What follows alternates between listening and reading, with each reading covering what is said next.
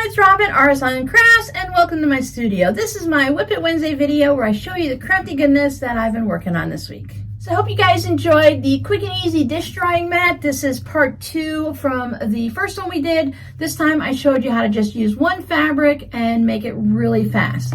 I also showed you the Dollar Tree version of the dish drying mat, and we use that as our back. No binding, super simple. If you haven't made one or if you haven't watched this video, you go ahead and check it out. My eggs were upside down. You can check it out down below in one of my videos.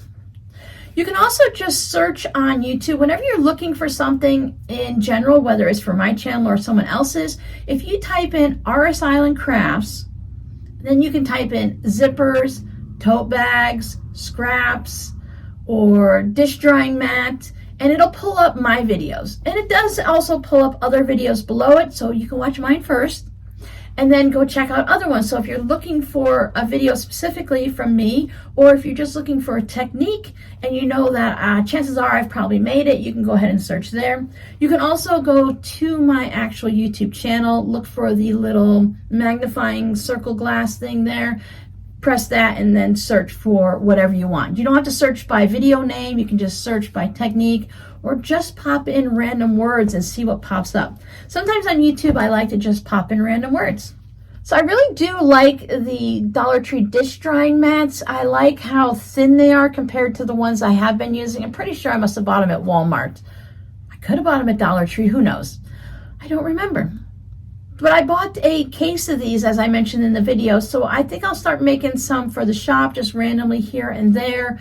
Maybe find one of my fun fabrics or do some patchwork ones, take some leftover projects and turn it into a dish drying mat. It'd be a good use of your crumbs because all of those extra seams would just sink into the foamy mat and help absorb water. Over on my Patreon channel, we are doing the month of mugs, and this month we are working on April. So we're always working a month ahead so that if anyone wants to make these individually and turn them into a little mini quilt, they can have it done in time for the next month.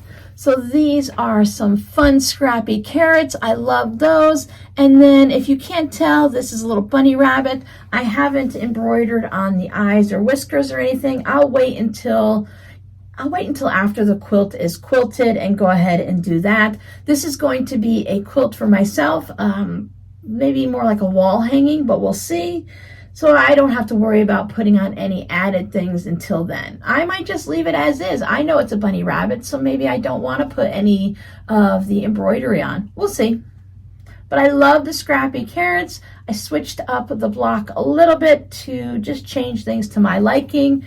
And I don't see any problem with changing things. And all I did was, I think I changed the orientation of the greens on this carrot. Maybe on that carrot, one or the other.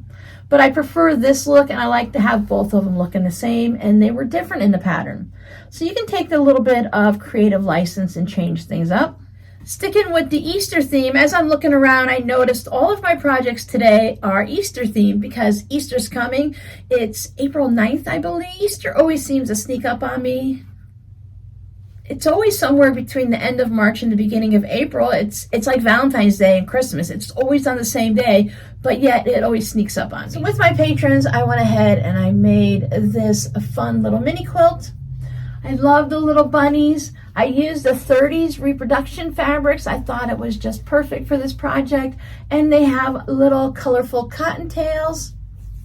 I took that cottontail fabric and I used it for my binding just to kind of pull it through. So here is that blue and there is that.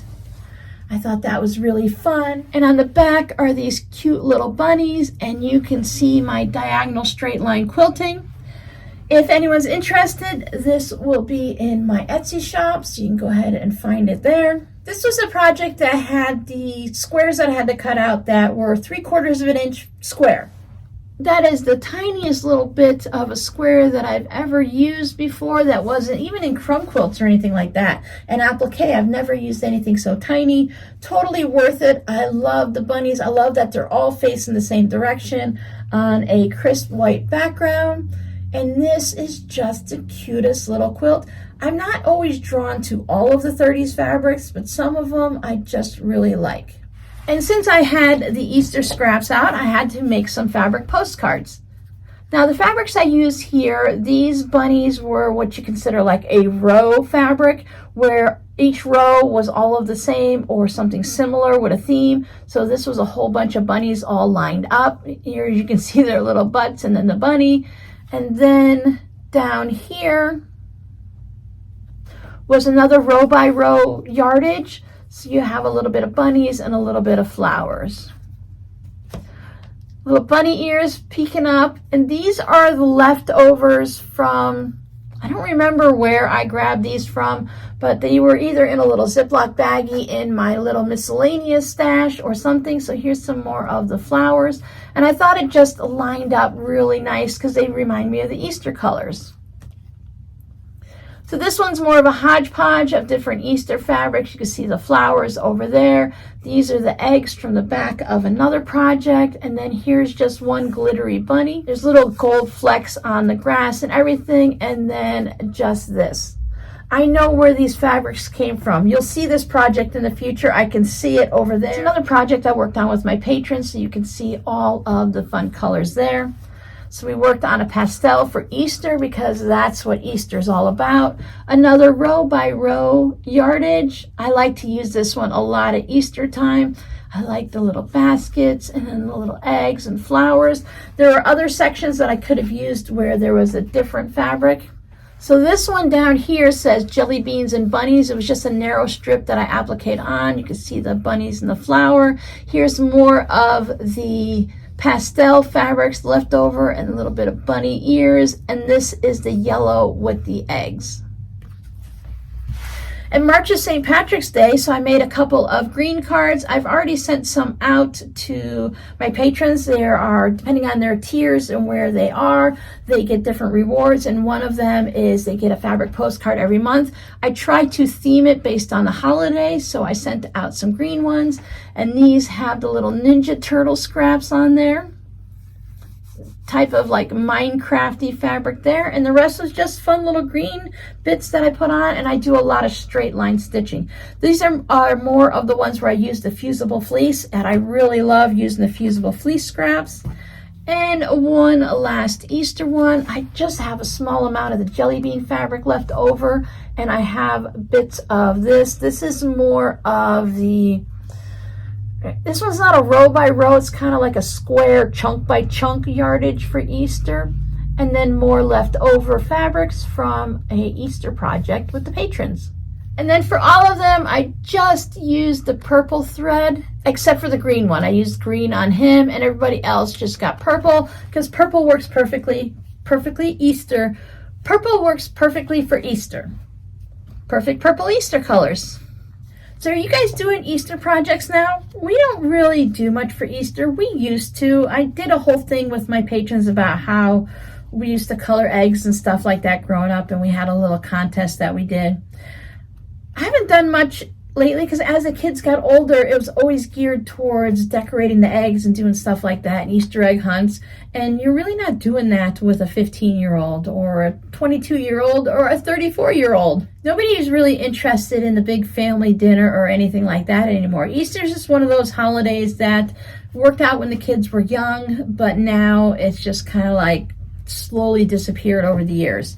We'll see if I bring something back when we all live together. I'll at least put up some mini quilts for Easter and decorate, because I mean I have my little bunny guys and carrots here. I might make another one of these because this was a really fun project. It was a lot of small pieces, and I had to make sure everything was organized, and I had to label things and stuff like that to keep track of everyone. But sewing it together, it went together, piece of cake. I really enjoyed this. This is inspired by the Hippity Hoppity quilt, so if you really like this, you can go ahead and purchase the Hippity Hoppity quilt on Etsy. If I remember, I'll put it down in the description box. Otherwise, you can just go to Etsy and purchase it. This was an individual block that I just turned into it so it would look just like the Hippity Hoppity quilt. This was a very popular choice. I let my patrons choose. I put a poll up of different projects for them, and I let them choose which projects they want to work on throughout the next 4 to 6 to 8 weeks or whatever, depending on how many projects they fall in love with. And that Hippity Hoppity quilt was very popular. So your scrappy word for today has nothing to do with Easter. I'm just trying to choose random words. I've been letting the random word generator pick them for us. And today it is library. Now I have a library just 2.5 miles up the road, which is excellent because we used to have to travel probably about 20 minutes to get to the library, about 6 miles away from me. It's actually maybe 2 blocks away from where my kids live now, so they have a library really close and I have a library really close. We used to go to the library all the time. When Miranda was little, she loved to read. She still loves to read, but we used to go to the library and there was a 50 book limit, and we would get 50 books every time, and you only got them for 2 weeks back then. I think now I can get them for a month, and then of course you can renew them, but they were just little kids books, so we would go through them really quick. Now I only go to the library, to the physical library, 1, to use their internet, 2, if I need to use their printer, if there's something wrong here with the internet usually. But I like to go and look at books.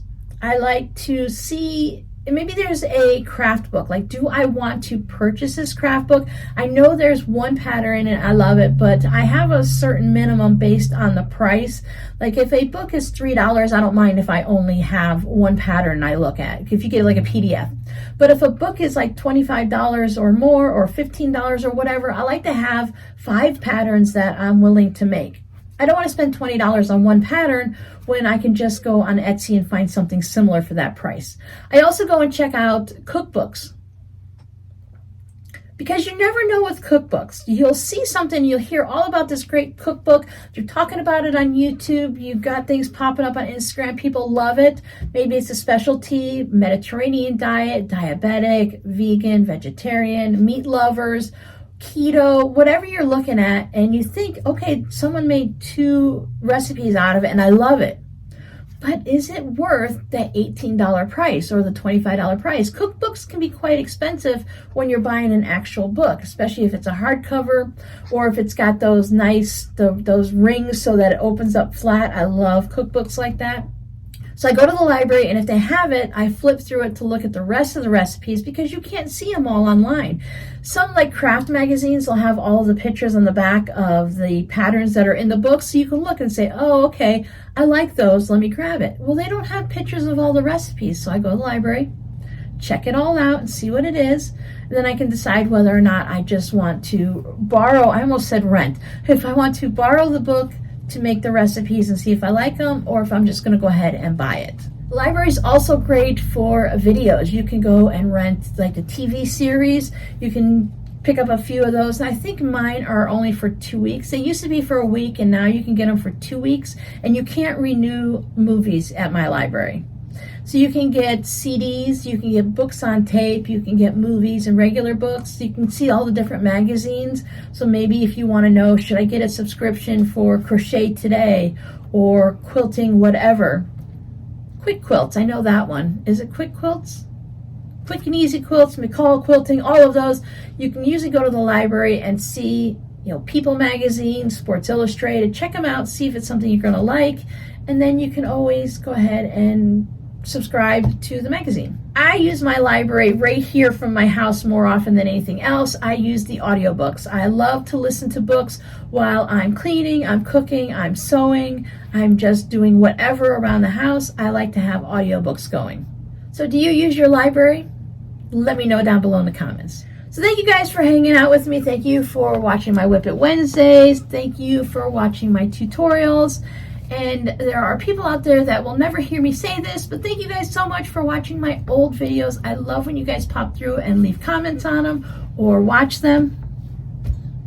Some people just pop in to watch one video and they never even check out anything else I have, which is fine because, well, no, I can't say that. When I find a video I like, I will always go to the channel and see what else they have. When I find, maybe I find a pattern that I like, on a blog post. I will always go through and check out their free patterns, their tutorials, and anything they might have for sale. Because a lot of times you can get a really fun pattern on Etsy for like $2 or $4, but if you put it in your favorites on Etsy, Etsy will let you know when there's a sale on it. So if you want it, but you don't need it this minute, maybe it's something for Christmas, you put it in your favorites, they'll let you know, they'll send you an email or a notification and let you know that the pattern's on sale, and then you pick it up. That's what I do a lot. So thank you guys for hanging out with me. I will see you in the next video. Bye.